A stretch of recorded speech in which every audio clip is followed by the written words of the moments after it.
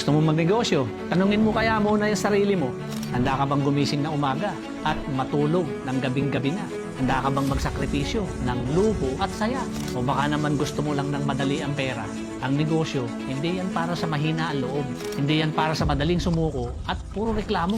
Kasi kung gusto mong magtagumpay, dapat matibay ka. Dahil walang negosyo na hindi dumaan sa hirap. Sa una, lugi. Sa una, kulang. Minsan nga, ikaw pang naglalabas ng pera. Pero kung tatagal ka, tinitiyak ko sa'yo, may patutunguhan.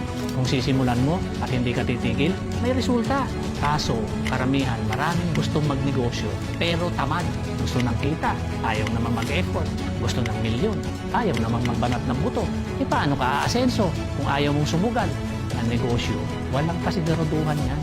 Pero ang sigurado, walang nagtagumpay na hindi nagsimula. Lahat ng malalaking brand, nagsimula sa maliit yan. Wala namang instant yaman. Lahat dumaan sa proseso.